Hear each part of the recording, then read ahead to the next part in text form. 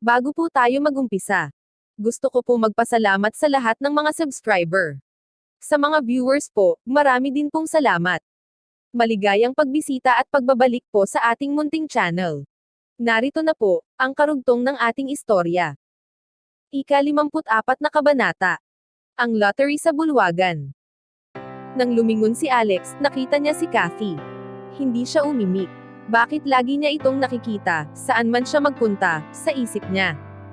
Tumayo sila ni Debbie para maghanap ng ibang malilipatan. Pero ang lahat ng upuan ay may nakaupo na. Wala na silang pagpipilian kung di maupo sa tabi nila Kathy. Dahan-daang humawak si Debbie sa braso ni Alex. Natatakot pa rin siya ng kaunti kay Kathy. Kaya naman ay inalalayan siya ni Alex. Ang makita sila Kathy at Billy, ay nakakainis. Pero, si Kathy ang mas naaasar na makita sila. Sa isip ni Kathy, kahit na iniwan niya si Alex, siya pa rin ang uunahin nito. Nagtanong si Kathy, paano kayong dalawa nakapasok dito? Ang lugar na ito, ay hindi para sa mga katulad nyo. Ninakaw ninyo ang pera ni Mr. Morgan, tapos ay inimbitahan ninyo ang inyong sarili dito, sa pagtitipon ng mga mayayaman. Ano ang iniisip ninyo? Mayabang na tanong ni Billy. Sa palagay ko may iba kayong binabalak. Alex, sino na naman ang mayaman na lalaki na iyong minamanmanan? Sino na naman ang tina-target mo? Hindi pinapansin ni Alex, ang dalawang nambubuli. Hindi niya ito pinag-aksayahan ng panahon, na tingnan. Mahina lang siyang bumubulong kay Debbie. Pero ipinagpatuloy pa rin ni Kathy ang pagsasalita. Ang dalawang ito ay patagong pumasok. Sasabihin ko ito sa lahat.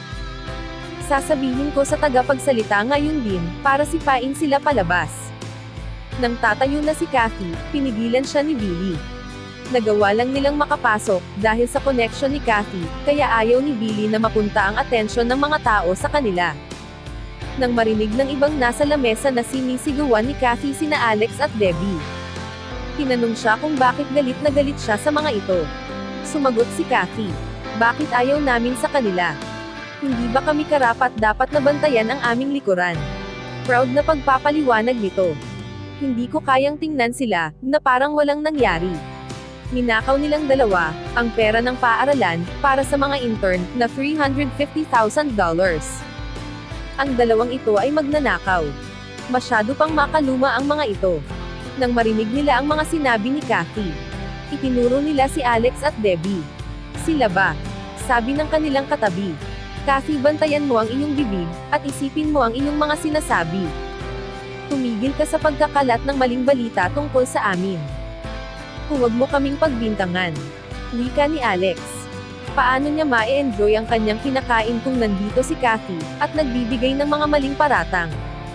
Nang makita ni Kathy na nag-react si Alex, ang galit ni Kathy ay lumala. Sinigawan niya ito. Ninakaw mo ang $350,000 na pera ng paaralan. Bakit hindi mo pa ito aminin? Bakit iniisip mo na mas magaling ka pa kahit kanino? Dapat malaman ng lahat na ikaw ay walang kahihiyan na nagnakaw ng $350,000 na pera ng paaralan. Isa kang walang kahihiyan na bastardo. Kinakausap kita. Anong problema mo? Gusto mo akong saktan? Tama ako, di ba? Kung hindi ka natatakot, bakit hindi mo gawin? Aroganteng sabi ni Kathy habang nakatingin kay Alex.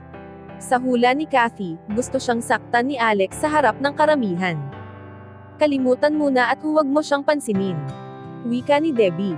Tinitigan ni Kathy si Alex, at sinuntok ito ng malakas sa dibdib. Hindi na napigil ni Alex ang sarili. Hindi na niya kinaya ang mga ginagawa at mga sinasabi ni Kathy. Sobrang dami na ng mga nakatingin sa kanila. Napapahiya na siya ng husto. Kaya nasampal niya si Kathy dahil sa galit. Na-outbalance si Kathy, at napaupo sa lapag. Mabilis na tinulungan ni Billy si Kathy, para tumayo. Si Debbie naman ay mabilis na hinawakan ang kamay ni Alex, para mapigilan ito sa mga gagawin pa. Nagsimulang sumigaw si Kathy ng malakas. Handa na siyang makipagtuos kay Alex. Nang marinig nila ang boses ni Graham sa sound system. Nagpapasalamat ako sa inyong lahat sa pagdalo sa event na ito. Inimbitahan ko kayong lahat para sa maikling mensahe na dapat ninyong malaman. Nang marinig ni Cassie ang boses ni Graham, huminto siya sa pagsigaw, at nagsimulang kumalma. Magiging hindi ito magandang paggalang para kay Mr. Graham kung hindi pa rin siya titigil. Nagpatuloy na magsalita si Graham, at tahimik na nakikinig ang bawat isa. Naiintindihan ng lahat ang posisyon ni Graham sa East Coast Division.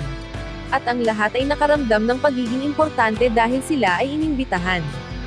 Pero, ang isang manager, ay napansin na hindi binanggit ni Graham, ang binatang tagapagmana, kaya naman ay tinanong niya ito. Di ba ang pagtitipon na ito ay para sa binata na tagapagmana ng pamilya Ambrose? Sa palagay ko, dapat naming makilala ang napaka-importanteng binata na iyon. Paano nila hindi gustong makilala, ang isa sa mga binatang tagapagmana ng pamilya Ambrose na sobrang pinapahalagahan ni Graham? Sumang-ayon ang ibang mga panauhin. Sumigaw pa ang ilan. Tama. Ipakilala mo sa amin ang binatang Ambrose. Gusto namin siyang makilala lahat. Habang si Graham ay nasa entablado, tumingin ito kay Alex. Si Alex ay nagbigay ng hindi pagsang-ayon na kahulugan. Nagsalita muli si Graham. Naiintindihan ko na ang bawat isa ay gustong makilala si Mr. Ambrose. At ipapasa ko ang lahat ng mensahe ninyo. Sa ngayon, ang binatang ito ay sobrang abala pa. Nagpunta siya dito, at natutuwa siya, dahil sa maraming tao ang dumalo. Pero kailangan niya ring umalis. Nang matapos na ang pagsasalita ni Graham, ang tahimik na mga nakikinig ay napalitan ng mga bulungan. Estupidong talunan. Galit na galit si Cassie. Isinusumpa niya si Alex, habang ang galit niya ay lalong nadaragdagan. Ang pakay ni Cassie, ay makilala ang misteryosong tagapagmana, ng pamilya Ambrose. Hindi si Alex, na isang maliit na aso. Mga panauhin.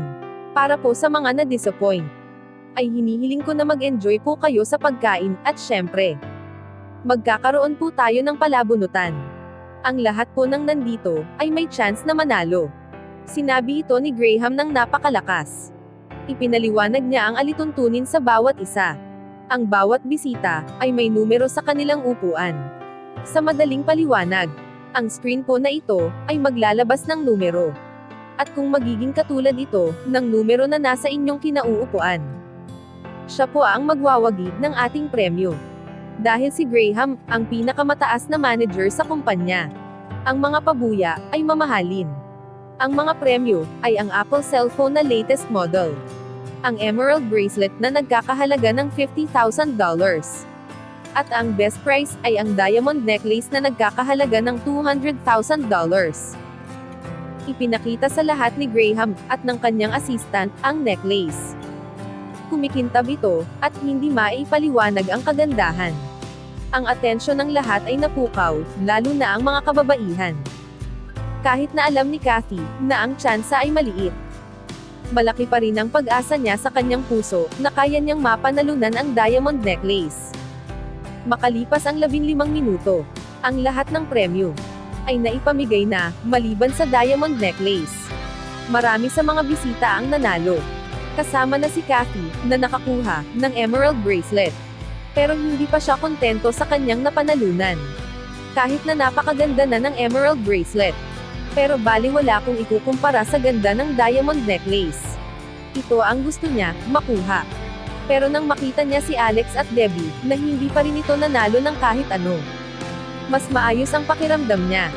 Isinuot ni Cassie ang bracelet sa kanyang kamay. Napakaganda ng bracelet na ito. Sigurado akong maraming tao ang maiinggit. Tumingin si Debbie kay Alex. Ngumiti naman si Alex at kinomfort niya ito. Okay lang iyon. Ang bracelet ay mukhang pag-aari ng mga lola. Nasa mid si Cassie sa sinabi ni Alex. Tumingin siya sa kanyang bracelet, at naiisip niya, na kamukha nga iyon, ng mga bracelet ng mga matandang babae. Mabilis niya iyong tinanggal. Sa entablado, ginaganap na, ang huling pag-ikot ng mga numero. Ang lahat ng mga babae, ay nakatingin mabuti sa screen. Nagbabaka sakali na numero nila ang lumabas. Ang unang numero na lumabas ay 7. Ito ay ang lamesa ng ika-7. Ang lahat ng mga nakaupo sa lamesa na number 7, ay sobrang nagagalak. Ito ay ang lamesa nila Cassie at Billy. At lamesa rin nila Alex at Debbie na balak nila sanang umalis para lumipat. Sobrang saya ni Kathy kung makukuha niya ang necklace. Sobrang laking tulong nito sa kanya. Ito ay nagkakahalaga ng $200,000. Dagdag pa ang bracelet ni Lola. Emerald bracelet pala. At kapag nakaakyat na siya sa stage, sasabihin niya na siya ang lucky charm na makakatulong sa kumpanya. Habang patuloy ang imahinasyon ni Kathy, lumabas na ang ikalawang numero. Nang sandali ring iyon, ang ikatlong numero ay umiikot na. Mayroong 12 tao sa lamesa. Ang pangalawang numero ay 1. Ibig sabihin ang mananalo ay pwedeng 10, 11, at 12. Si Kathy ay number 12. Ang excitement ni Kathy ay lalong tumaas. Naramdaman niya na ang kumikinang na necklace ay mapupunta sa kanya. Nakita niya na ang lahat ay nagpapalitang nakatingin sa kanilang tatlo at sa numero sa screen. Sa isip ni Kathy, ako. Number 12, na parang kinokontrol niya sa kanyang isipan. Pero sa kanyang panlabas, nagpanggap siyang hindi interesado. Dahil alam niyang ang mga tao ay nakatingin sa kanilang lamesa. Ang numero ay nagsimulang magpakita pababa. Humigpit ang hawak ni Kathy sa kanyang mga kamay. Ang numero ay pabagal ng pabagal. Lumabas ang number 2. Excited na tumayo si Kathy. Kasama si Billy. Nagyakapan silang dalawa. Nagyakapan sila sandali. Pagkatapos ay bigla ring naghiwalay. Gusto ni Kathy magsalita ng pasasalamat sa lahat. Pero nang makita niya ang numero sa malaking screen, ang numero ay hindi pa tumigil. Nagpatuloy ito. Nawala ang 2 at pumalit ang 0. Ang puso ni Kathy ay nabigo. Sa isip niya, kasalanan ito ni Alex. Isa pa. Kung ang numero ay magiging 1, si Billy ang mananalo. At ibibigay niya iyon sa akin. Sa isip ni Kathy. Pero ang numero sa screen ay hindi na umandar pababa. Maliwanag itong makikita. Ang numero ay 710. Ito ay ang kinauupuan ni Alex. Ang puso ni Kathy ay nabigong muli. Si Alex ang nanalo sa premyo. Humingin si Kathy kay Alex nang may pagkamuhi. Gusto niya itong patayin. Hinila ni Billy si Kathy para umupo. Naramdaman ni Billy na baka mawala na naman ito sa kontrol. Si Alex na ngayon, ang sentro ng atensyon. Ngumiti si Graham ng masaya, at sinabi kay Alex. Ang binatang ito ay nakuha ang lahat ng swerte. Pakiusap, mangyari lang na umakyat po sa entablado para kuhain ang inyong premyo. Nakatingin ang lahat kay Alex. Sa hula ni Alex, si Graham ang responsable sa mga bagay na ito. Napangiti na lamang siya. Napanalunan niya ang premyo. Kaya kailangan niya itong kuhain. Hindi niya pa nabigyan si Debbie ng kahit ano. Ang diamond necklace ay maganda. Tara, samahan mo ako. Hinawakan ni Alex ang kamay ni Debbie, at naglakad patungo sa entablado. Ang mga mata ni Kathy ay nakatingin sa kanila. Siya dapat ang umaakyat sa entablado. Sigurado siya na pinalitan nilang 2 ang numero. At inagaw ang diamond necklace sa kanya. Masaya akong makilala ka, binata. Congratulations. Kinamayan ni Graham si Alex, at ngumiti. Napansin ni Alex na inihanda talaga ni Graham ang diamond necklace, para sa kanya. Mr. Sterling, hindi mo pa ipinapakilala, ang gwapong binata na iyan, sa amin. Sabi ng isang babae mula sa mga bisita. Ang iba ay sumang-ayon. Alam ni Graham na ayaw pa ni Alex na makilala siya, at gusto niyang manatili sa pagiging low profile. Tumingin siya kay Alex. At nakita niya itong kalmado. Naghihintay siya kung ano ang dapat gawin. Nagkaroon ng idea si Graham. Siya ay si Adam Childs. Si Adam Childs ay ang binatang swerte ngayong araw na ito. Mabuti at natandaan niya ang pangalan na sinabi ni Alex kanina. Nang makita niya si Alex na na-relax, ang pangamba ni Graham ay napawi. Nang ibibigay na ni Graham ang diamond necklace. Adam Childs. Sinungaling. Sigaw ni Kathy, mula sa crowd. Tumayo siya at tumingin sa kanila. Huwag kayong maniwala sa kanya. Ang pangalan niya ay Alex. At siya ang mabahong estudyante at talunan sa Preston University. Siya ay isang magnanakaw.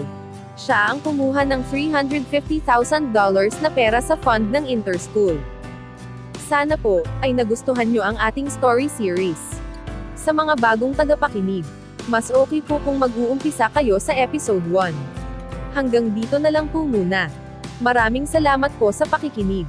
Pwede po bang humingi ng subscribe bilang pagsuporta sa ating munting channel? Hanggang sa susunod po muli.